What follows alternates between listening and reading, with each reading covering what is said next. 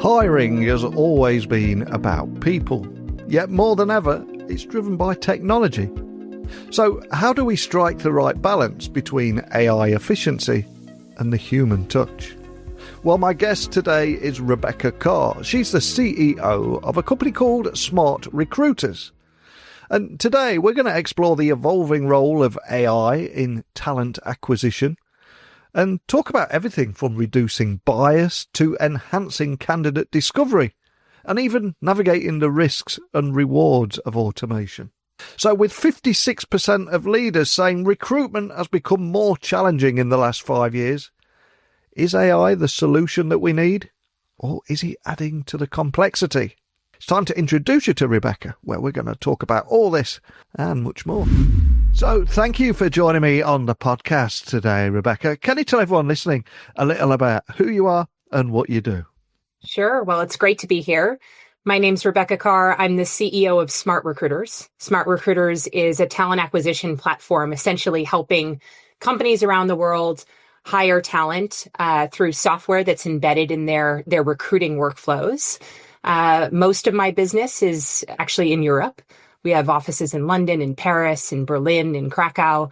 But I myself am based on the East Coast of the United States in Boston, where our U.S. headquarters is in New York.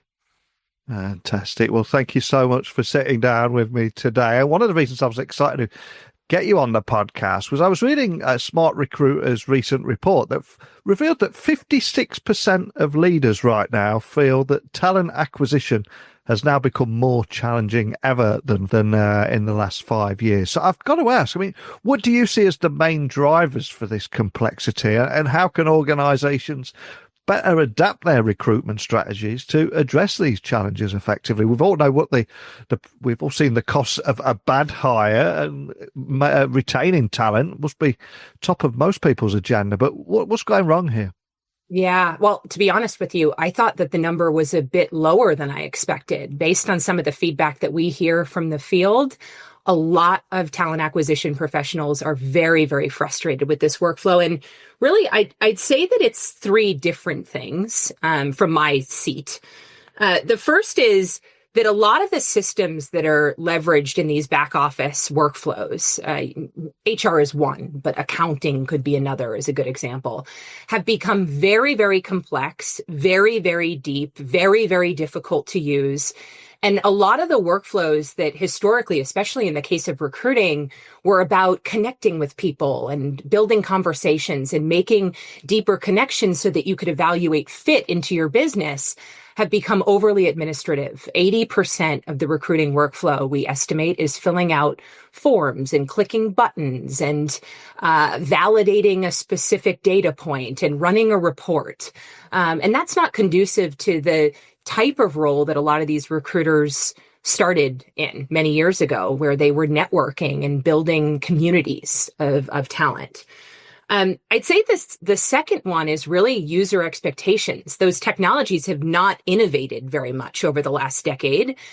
You could call innovation adding another button here or there, but have not truly transformed the way that people hire. And yet, the candidates that are interacting with this technology, they are consuming amazing new B2C consumer-led tech, everything from the innovation on their phone to sort of what they're seeing as they interact with productivity tools in the workplace, as you can imagine. And so when they go to apply to a job and go through a hiring workflow, their expectation is that it's as simple to do as ordering an Uber when it's time to go find a cab on the street. And it's not that at all. In fact, it's very, very kind of tedious, lots of questions. You get kicked out of the workflow. No one follows up with you. It's a black hole.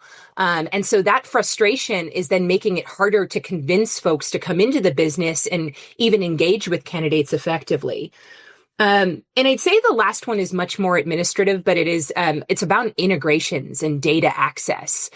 As these systems have kind of stagnated, a lot of these talent acquisition professionals have gone and integrated point solutions, best of breed career sites and best of breed interview management software and best of breed video interviewing. And all of those integrations are connecting into this core workflow and doing so quite poorly. So the data consistency across these platforms is not there. It's difficult to report on what's working and what's not. The user experience is broken, not just for the candidate, but also for the hirer in the workflow. And it is also created, frankly, a significant amount of cost in these talent acquisition P&Ls, which they're now being asked to go and tighten, which is creating a lot of churn in the point solution ecosystem in talent acquisition specifically. And predictably, organizations are going to demand more strategic support from their HR leaders and HR partners. But traditionally, HR technologies have had a reputation for, at best, falling short of delivering transformative outcomes. And at worst, a lot of those HR apps have a reputation for being just too clunky and confusing and complex. So what role do you see things like AI playing in enabling HR to shift from transactional to a more strategic function, a function that drives greater business impact? Yeah, well, I really see AI providing 3 different outcomes to end users in the TA workflow. The first is really around improved discovery, especially with the amount of individuals looking for work these days. There's a significant amount of candidates applying to jobs. So the volume of applications is much, much higher than what has been in years previous. And further to that, these recruiting teams have been reduced in many ways. There's been organizations that have really cut back on their HR functions and have laid off some of these individuals in order to find more efficiency. I mean, if you're not hiring as much, you theoretically wouldn't need as many recruiters. So there's fewer people doing the screening and there's more applications coming in. And AI offers an opportunity to provide better discovery of who is a good match for that job. So scoring, matching, advanced screening capabilities are certainly a category of AI technology that's cropped up. It's one that we've even invested in. It also, for what it's worth, is a bit riskier. And that obviously we're leveraging algorithms to decide on your behalf who you should look at first. This is where I think a lot of regulatory work will be done. But it does help to speed up the pace to hiring someone into your workflow. The second is really around efficiency. I said 80% of the hiring workflows are administrative, and that means that 80% of what a recruiter does, clicking a button and filling out a form and getting an approval, could theoretically be automated by an agent. And there's a lot of Gen AI products that are helping do just that. They're writing emails, they're writing campaigns, they're writing job descriptions. They're taking action, workflow action on behalf of users based on certain things that they do in the system. So this efficiency, I think, is really low-hanging fruit for organizations and an easy place to get started, in my opinion. And then the last one is really around insight. A lot of people, because of that data problem that I described up front, don't really know what's working and what is not working in their workflow. And agents can look at a map of data and say, hey, we've noticed that this isn't working. Why don't you try to do this? Do you want us to do this? Yes or no? Yes, great. We'll go do that. So connecting insight back to efficiency is, I think, probably one of the more exciting areas for me around investment. The people analytics workflow in TA is very robust, and there's a lot that we can learn from it. It's also wildly underutilized by most end users in this workflow. And I think agents are going to make us smarter by just informing us of what could be changed. And that could be anything from you don't have enough candidates here to, this compliance workflow is out of date. And based on these regulatory requirements, you should make this update now in order to keep yourself in compliance with what's to come. So discovery, efficiency, insight, sort of big buckets of outcome that I anticipate AI doing for talent acquisition. And I think one of the key challenges in recruitment is mitigating bias. And as humans, we're often almost pre-programmed to unwittingly hire people that we may see similar to ourselves. And AI is often accused of favoring keywords over talent or hidden strengths. So how do you see AI technologies helping organizations make those fairer and more equitable hiring decisions? And do you have any examples of how at SmartRecruiters you might be addressing unconscious bias in that entire hiring process? Because it is a notoriously tricky balance, and I'd love to bring that to life with a few real-world examples if you have one. Yeah. So you're absolutely right. There's a lot of subconscious bias, and I could talk for a bit about actually the complexities that AI brings around amplifying that subconscious bias, if not implemented the correct way. But theoretically, an agent doesn't have this, and thus they are looking at the information that's provided to them at the moment it's provided, even the skills or the assessments that are happening in the application workflow, and they're saying, hey, you should look at these 10 people first. And SmartRecruiters is doing that right now. So essentially, when you go post a job and it's distributed and applications come through the workflow, we are actually, when the hirer logs in to look at their job, saying that these 10 people we would recommend reviewing first. When you open that profile, we're then telling you exactly why we said that.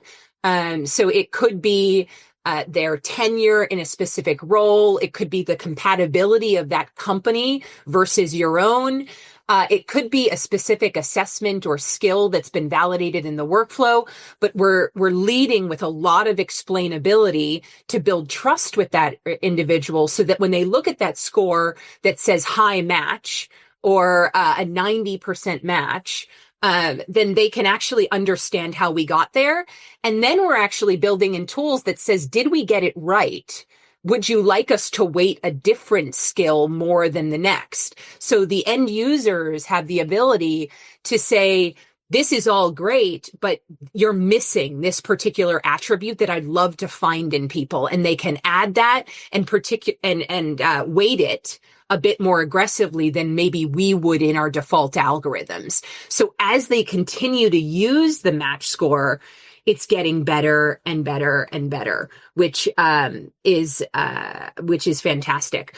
We're also implementing a lot of different tools on the front end of the process when you post a job to actually remove bias from job descriptions so that the right people are applying to a role without necessarily presuming that your organization is only going to fit this type of person. So being a little bit more transparent on the front end about exactly what is required so that the right candidates come through the workflow. This is something that a lot of applicant tracking systems are doing, and I think has resulted in some excellent outcomes for end users. And delivering on everything that we're talking about today is a notoriously tricky and fine balancing act, because while AI can improve efficiency, there is concerns in some quarters about an over-reliance on automation and how we could end up depersonalizing recruitment. So from your point of view here, how can HR leaders strike that right balance between automation and maintaining a meaningful human connection during that entire hiring and onboarding process? Yeah, I'd say a couple things. One is there's really, in my opinion, four major, I guess you could call them human-centric decision points in a recruitment workflow.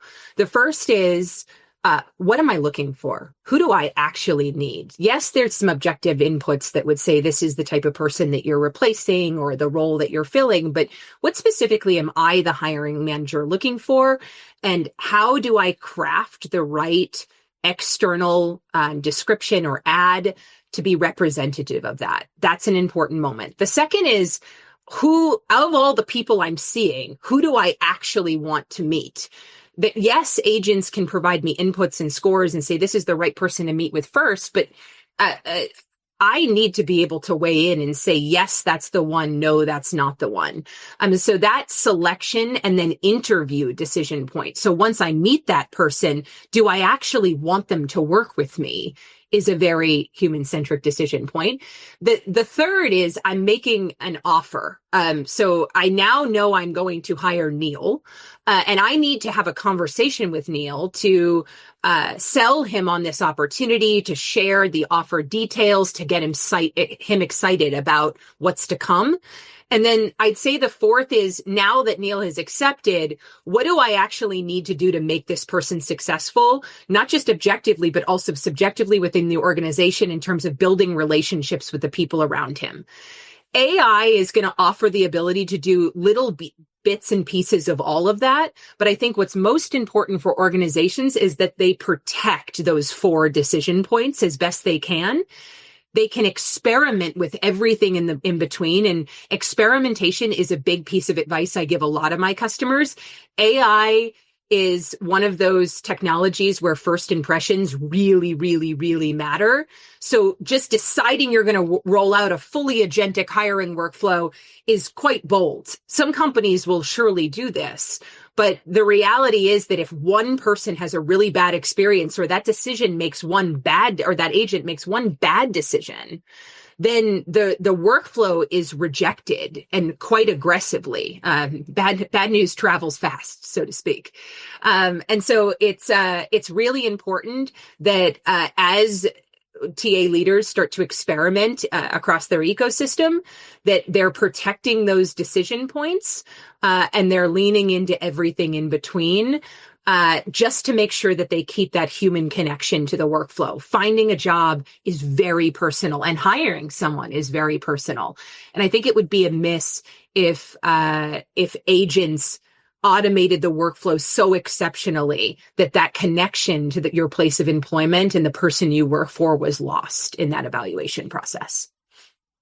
And of course, we're now entering the 3rd year since generative AI and all the hype that surrounded it arrived. And many businesses, though, are still trying to understand how they can leverage this technology within their teams in the right way. And of course, generative AI, it presents both opportunities and risks, especially in recruitment. So what would you say are some of the most exciting applications of Gen AI in talent acquisition? And what should organizations be maybe cautious about when integrating the tech into their hiring workflows? Yeah, I'd say that probably some of the best ones are the ability for agents to change tone based on who they're talking to. So obviously there's a lot of Gen AI applications in the workflow, from job descriptions to interview templates to scorecards to emails to sourcing campaigns. But a good example being some of our chat products, as you're setting them up and you're dropping them into different experiences, one could be maybe an intern hiring workflow, and the other could be more of a corporate recruiting workflow, that you as the admin of that chat feature can actually set a tone and a personality that is appealing and conducive to the role that's being recruited for and the audience that is being spoken to in that moment.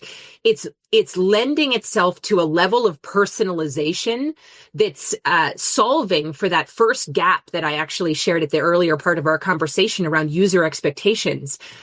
Consumer applications are wildly personal. It feels like they know you. And to bring that same level of tonality into the hiring workflow, I think has been very attractive, especially to the next generation of our workforce. And I think some of those applications have been very unique. I will say, though, I wouldn't just set it and forget it. You want to be watching how people engage in that conversation and react, be measuring a lot of the outcomes of those conversations to make sure they're trending in the right direction. Gen AI will obviously put forth a first outcome, and then as people engage or reject it, it will change. You might get the wrong level of engagement from the wrong types of candidates based on the way that it's structured. And so just keeping a good pulse check on the results of the applications that are using it is, I think, very important to just making sure it's aligning to your expectations long term.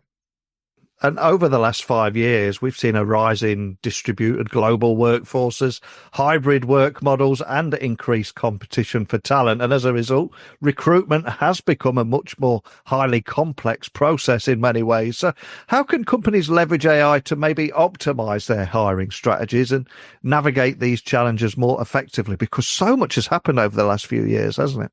Yeah, I'd say that the insight outcome of AI and talent acquisition is probably the one that's going to drive the most impact here, specific to hiring strategies. A lot of these agents see enough of what is happening across your ecosystem, as well as what's happening outside of that recruitment workflow. So you obviously hire a lot of folks. They are onboarded into your organization. They're either successful or not. And as agents speak to each other across platforms, it can actually be very predictive in the types of skills that you should be bringing into your business, where those skills are most prevalent, where those skills have seen the most success in terms of development, which managers have fostered that skill successfully within your ecosystem. There's a lot of data and insightful and thoughtful outputs that these agents can provide that could actually drive where, who, and when you hire, and can make you smarter in that strategic planning moment before you even open a job, start spending money, bringing people into the business, investing your time in interviewing. These agents can help guide you on what's going to drive the most impact the quickest. And I recently read a stat, I think it was in Gartner's 2025 HR Top Priorities report, and they highlighted that the importance of optimizing HR technology was a huge trend. And yet, on the flip side of that, there's a huge disconnect.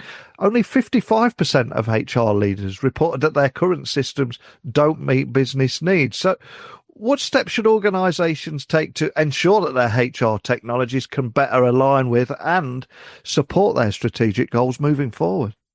Yeah, I would say that the disconnect stems from the level of stagnation in the innovation space in HR technology in general, and recruiting too. It also, I think, comes from a bit of fear. I don't think a lot of HR tech leaders know where to start when it comes with AI. They're frustrated by what they have, but they're also overwhelmed with the pace that technology is moving around them and the expectations their users, and that's not just their candidates, their hirers are having of them and their technology. In some cases, these systems are so ingrained in their ecosystem, so integrated, that replacing them is a very high cost activity that comes with a lot of risk, a lot of change. And so I think that one of the things I would probably encourage is experimentation and proof of concept. You inevitably have one business unit, one region of the world, one country that likes to push the envelope a little bit, so to speak. And a lot of the vendors in the AI space are actually very open and actually excited about the potential of taking a smaller group of users, learning from how they integrate their technology, iterating really quickly to maximize the results, so that as you roll it out more broadly across your organization, there's much, much higher levels of adoption. This is lower risk to the vendor, it's lower risk to you, and it's lower cost if for some reason you end up picking the wrong vendor or one that isn't successful in achieving your needs. So I've been sort of saying, define your problem space. Like, what's the one thing you want to solve the most? And then it could be interview management. It could be job posting. It could be screening and matching in the workflow. Pick that one thing that is the most painful to you, and then start small and build from there, and have a conversation with your vendors and give them feedback quickly, because they're going to take that feedback and incorporate it much faster than they have in the past, and make it easier for you to build the business case to expand it much larger across your organization. And as the CEO of SmartRecruiters, you are right in the eye of the storm, so to speak, here. And I know it can be incredibly challenging to try and predict the future. But if I was to ask you to, I don't know, look into a virtual crystal ball here, how do you envision the future of AI in recruitment continuously evolving? And any advice that you'd give to any HR or recruitment leaders that could be listening today? Maybe they're navigating the rapid advancements in AI and any advice on how they can ensure that the human elements of recruitment also are preserved? Because, as I said earlier in our conversation, it's a very delicate balancing act, I would imagine. Yeah. Well, I think the future of AI in the recruiting workflow is that the systems that you're training all of your hirers and interviewers and coordinators to log into and manage, I don't think you will need them to log in the future. I think one of the things that agents are going to do is they're going to make those big applicant tracking systems and HCMs almost like operating systems for your HR data set. And all the activities and inputs that those users have historically been logging in to provide you will be found in the flow of work. Your hiring manager will have a conversation in Teams or Slack with an agent about what they're looking for. That agent will produce a job description. It will bring it back. They will approve it right there.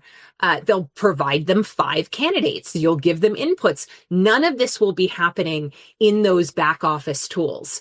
And so one of the things that I would be really prioritizing is data consistency across all my platforms. If you want to have a powerful operating system, your tools need to speak to each other very, very well. They need to have tight integrations. You need to be using the same terminology. The skills taxonomies need to be matching across all these infrastructures so that those agents can be sending the right signals out into this flow of work. And I would also be prioritizing those channels. Where are all of your hiring managers? Are they on WhatsApp? Are they on SMS? Are they on Slack? Are they on Teams? Are they in Salesforce? Are they in ServiceNow? Understanding where the lion's share of activity happens so that then you can prioritize those integrations and be testing those as part of the flow of work as a first step is going to be critical. But that data piece is probably the biggest one. It's the iceberg with the underwater, massive, behemoth iceberg under that surface that you could accidentally run into. That in itself is a lot of work. And I would be preparing for that to be very clean, very robust, very normalized, because those user experiences that you've historically been prioritizing are going to diminish. And all of the experiences your hiring managers and interviewers and candidates will actually be in the tools that they use every day and have already been optimized. So less emphasis on that user experience, more on data. Well, thank you so much for sharing your insights today around how HR leaders can navigate some of the complexities of talent acquisition using AI, while also, of course, ensuring that the human elements of recruitment are preserved. But I'd like to have a little fun with you now and ask you to leave everyone listening with one final gift. We do have a Spotify playlist where I ask a guest to leave a song that means something to them. Guilty pleasures are allowed, or a book that they'd simply recommend or is important to them too. I don't mind which, but what would you like to leave everyone listening and why? Well, I would say that one of the most impactful books that I've ever read is fairly unknown. It's called Immunity to Change. It's by Robert Keegan and Lisa Leahy from Harvard Business School. If you are any leader, any manager around the world that's received feedback, so let's just say you need to delegate more. I say that to my team all the time. What this book essentially unpacks is why it's so hard for you to delegate. It is true that the human psyche has an immunity to change, an immunity to doing something different. You see this when people tell you, oh, well, if you just ate healthier and didn't drink that wine at night and went to the gym every day, you'd be healthier. Why aren't people doing those 3 things? Well, the same is true in business. And this book helps to essentially unpack how you start to understand the reasons for why you don't delegate, or you aren't an active listener, or you always show up late. And then you run experiments to sort of create change in your world so that you can solve the problems that everyone sees. And looking at the feedback I'd received as a leader through that lens has been very, very impactful to me personally, in just seeing my own personal growth and improvement accelerate.